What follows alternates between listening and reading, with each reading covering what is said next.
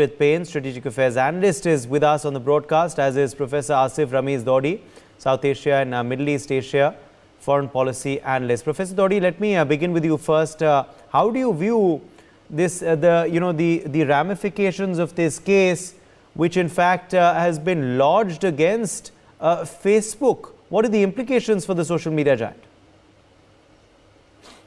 Well, Uday, thank you very much for having me on your show. As far as Facebook is concerned and this controversy is concerned, in fact, the idea here is that the social media platforms should be used in the positive sense, and that should not lead to any of the, kinds of violence that was quoted here in this particular case.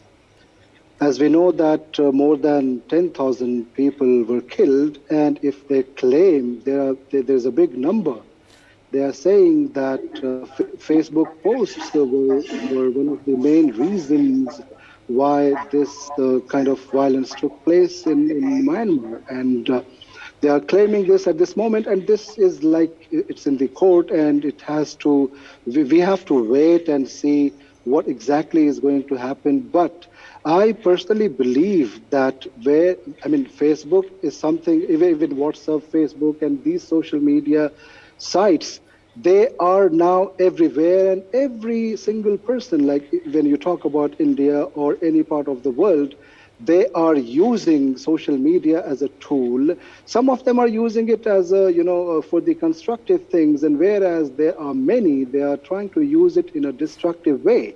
So it's the responsibility of the Facebook or any particular websites or such social media sites to ensure that no one's life is compromised or no one loses life.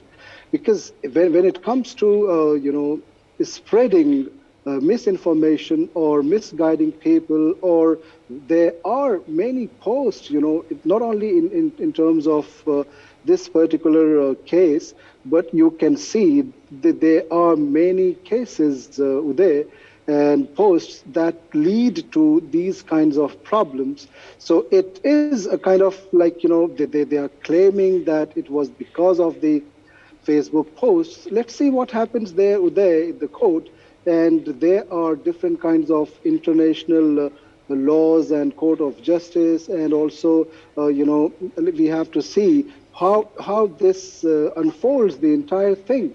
But one thing is for sure, that it is our responsibility as an individual as well, that we should avoid spreading any information which is not properly verified.